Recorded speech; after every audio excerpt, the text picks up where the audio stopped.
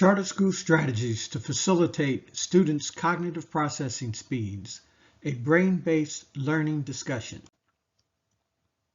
Researchers working with brain-injured children discovered the existence of afferent and efferent neural pathways to the brain. Afferent pathways carry sensory information toward the brain. Efferent pathways carry motor information and response away from the brain. Researchers discovered that brain-injured children that lost motor function as a result of trauma, whose neural pathways were not completely physically severed, could restore function by reprogramming neural pathways. This discovery had major implications for brain-based educational programming and 21st century education models. What is cognitive processing speed? Imagine the light reflection from words on a printed page entering the human eye, or the sound waves and light images from a video entering the eyes and ears. Imagine the time that it takes for the light reflection or sound waves to be converted to a neurological signal that travels to the brain. Then imagine the time it takes for the brain to decode the signal, formulate a responsive neurological signal, and then send the signal back out as a motor response. This is called cognitive processing speed. How long does it take for students in a classroom to read an identical paragraph of text and subsequently mark the correct answer on a bubble sheet? Understanding this process can help teachers unlock the learning potential of students. You can make increasing cognitive processing speed a fun game that helps students increase cognitive function and learning. Brains on fire. Researchers placed a subject in a magnetic resonance imaging unit and asked them to perform an increasingly complex set of tasks. As the subject proceeded through completion of the task, the researchers noticed the subject's increased brain activity on the MRI.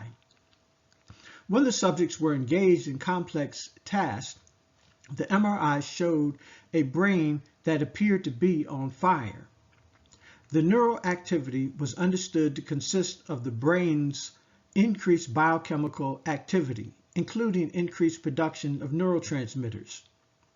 The increasingly complex activities motivated the brain's pleasure centers that created a biochemical foundation of learning and the subject's desire to experience this brain activity again and again. This is the biochemical basis of learning and learning reinforcement. Does your classroom instruction set students' brains on fire? Is your classroom instruction increasingly complex? Is it interactive and engaging? Do you scaffold on prior learning? Do you reinforce by interaction with other students? Do you allow individual student presentations? Do you let them shine? Do you have lessons that are multi-sensory, that include sound, touch, taste, smell, and visual? Understand the role of rewards. If your students were in an MRI, what would their brains look like when they're in your classroom? Improve cognitive processing speeds. Cognitive exercises. Speed reading self-challenges. Students can work to beat their best score. They can even do competitions, team reading exercises, or different formats can be set up to provide students challenges. Timed word games, logic puzzles, analytical reasoning exercises, mental math exercises and competitions, memory games, and other cognitive challenges that allow the students to increase their ability to reason and think and make decisions and engage in cognitive processing. Make cognitive exercises fun and exciting and a regular part of the educational experience. Improve biochemical environment. Challenge students to chart daily water volume intake, as a classroom and homework assignment. Conduct breathing exercises as part of the instructional program. Teach students to track their own vital signs like heart rate and blood pressure.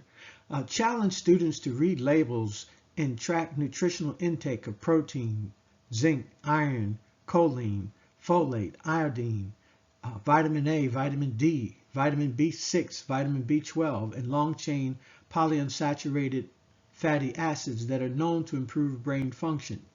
Provide student and parents wellness education about healthy diet, exercise, and rest, and their importance in healthy brain function and learning. Improved student prior knowledge. Scaffolding. Recognize that some students are slower because they do not have a prior knowledge base that other students may have gotten at home. Help students build a foundation by making vocabulary, definitions, synonyms, and antonyms a part of regular study. Require students to study and learn math facts like addition tables, subtraction tables, multiplication tables, division tables, and introduce other math tables. Introduce students to discrete facts or bits of intelligence from art, literature, music, science, history, world culture, engineering, law, and other areas of human knowledge. Provide other cognitive stimulus. Students should learn foreign language to increase neuroplasticity. Students should learn computer coding to increase neuroplasticity. Students should learn algorithms to increase neuroplasticity. Students should use technology frequently as part of their regular classroom experience. Find other ways to provide students with increasingly complex learning tasks that are engaging and rewarding intellectually. Conduct debates and circular discussions in your classroom. Do speechcraft and let students express their understanding, views, and opinions. Make learning intellectually stimulating and interactive.